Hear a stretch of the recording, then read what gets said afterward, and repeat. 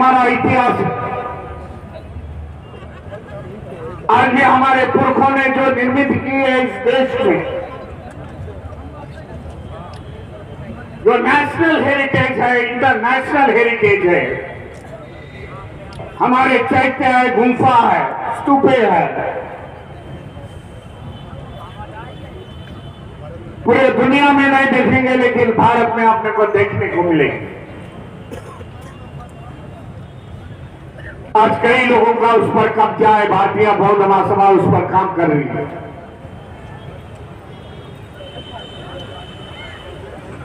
हमें वो छुड़ाना पड़ेगा उनके कब्जे से, होने वाले एनक्रोचमेंट से।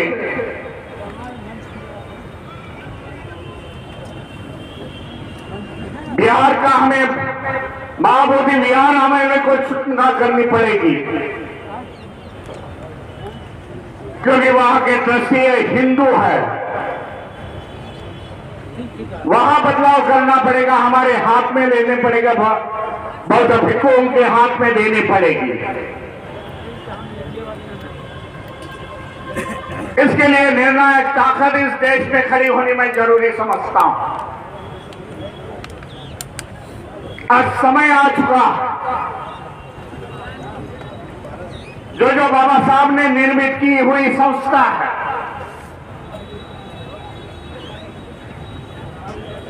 बुद्धिस्ट सोसाइटी ऑफ इंडिया, समता सैनिक दल है, राजनीति की पार्टी है,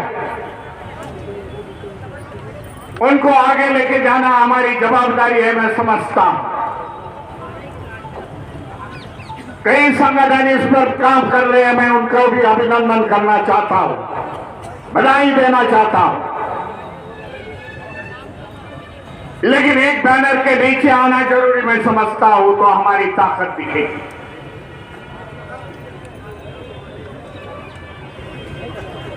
इस देश में जो माहौल है, थोड़ा सा समय मांग के लेता हूं बनते जिससे। देश में जो माहौल है, जो विचारसरणी के लोग बैठे हुए हैं, और केंद्र में और स्टेट में यही विचारसरणी के लोग जब बाबा साहब हयात थे, जिंदा थे,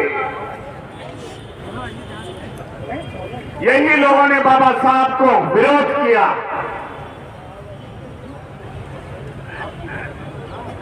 बाबा साहब के क्रांति को दबाने की कोशिश यही लोगों ने की है। वो नहीं चाहते कि बाबा साहब की जनता ऐसे खुलेआम आगे निकल जाए हमारे। ये धोखा मैं जानता हूं,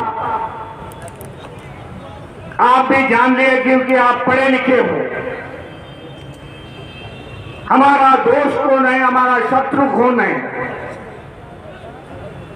शत्रु मैं विचारों का बोल रहा हूं। एक पहचानना बहुत काफी जरूरत है आज के दिन में। जब बाबा साहब की एक क्रांति दबाएंगे तो आपके फिर से दूसरे बाबा साहब नए निर्माण होंगे आपको आगे लेके जाने के लिए। इसके लिए बाबा साहब ने उस जमाने में कहा था, मेरा एक क्रांति का रथ आगे लेके जाना, लेकिन पीछे मत लाना, उसको है वही जगह रख दो। ये बाबा साहब के बोल आगे की सोचते थे। आज वो समय आ चुका है, बाबा क्रांति हुई, बाबा साहब ने क्रांति की, और क्रांति को दबाने की आज देश में कोशिश हो रही है। इसके लिए बाबा साहब ने उस जमाने में एक बुक लिखी है, जो बाबा साहब का साहित्य पढ़ते होंगे उनको मालूमात होगी, revolution and anti revolution in India. ये बाबा साहब को मालूम था 70-80 साल के बाद इस देश में फिर से मैंने क्रांति की है, उसको दबाने की कोशिश करेंगे। लेकिन एक समझना चाहिए हमें सभी ने, बाबा साहब तो अकेले थे। इतना बड़ा कारवा, इतनी बड़ी क्रांति बाबा साहब ने की। आज तो हम लोग करोड़ों में पढ़े लिखे हैं। निर्णायक भूमि में आना चाहिए कि बाबा साहब की क्रांति हम लोग आगे निकल के लेके जाए। कई मसले हैं आज देश में। एजुकेशन का मसला है इस देश में। बाबा साहब ने उस जमाने में कहा था पढ़ो। हमारा समाज पढ़ लिखा। बाबा साहब ने संविधान में प्रावधान किया रिजर्वेशन की। सरकारी नौकरियां में अच्छे बड़े जॉब मिल गए। रिजर्वेशन के माध्यम से हमारा सामाजिक आर्थिक शैक्षणिक स्तर आज आगे बढ़ गया। तब इन्होंने किया कि शिक्षण का प्राइवेटाइजेशन होना जरूरी है। देख लिया कि बाबा साहब का समाज एजुकेशन के माध्यम से आगे चल रहा। एजुकेशन खत्म कर दो। नई लॉ आए गए हैं और वो लॉ के माध्यम से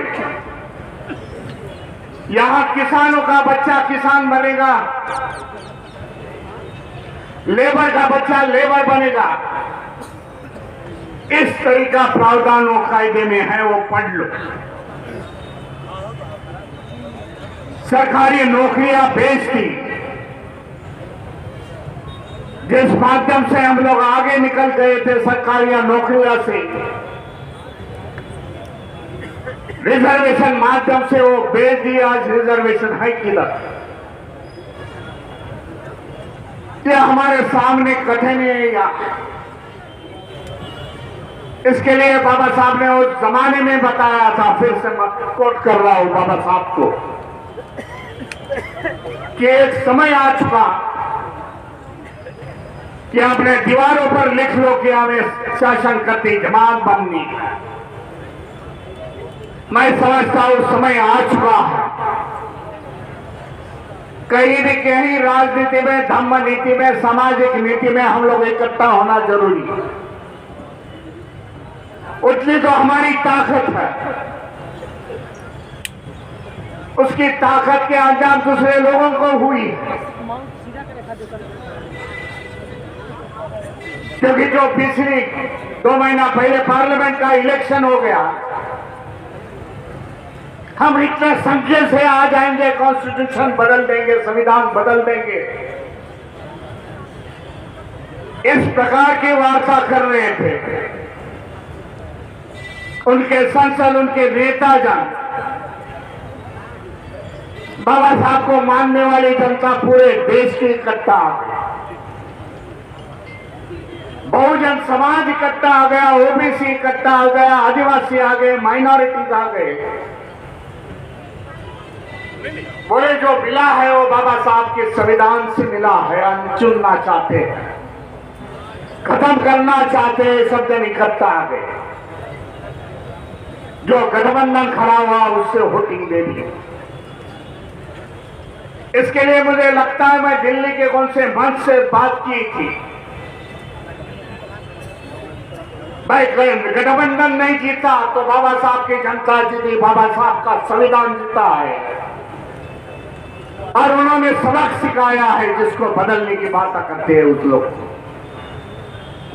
यह हमारी ताकत है। इसके लिए हमारे ताकत का खुद में सोचना जरूरी है। ज्यादा समय न लेते हुए, कई वक्ता है मेरे पीछे, उन्हें भी समय देना जरूरी। मैं समझता हूं, सभी को धन्यवाद देता हूं। काफी लाखों की संख्या से यह पधारी, एक बुलंद ताकत इस उत्तर प्रदेश में प्रयाग नगरी में दिखाई, आप सभी को धन्यवाद देता हूं और मेरे वाणी को विराम देता हूं। नमो बुद्धाय, जय भीम, जय संविधान।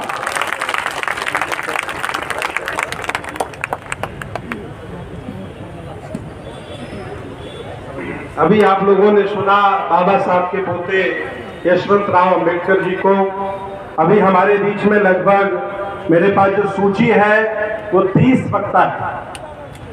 अब 30 लोगों को कैसे समय दे सकते, नहीं दे सकते हैं, तो मैंने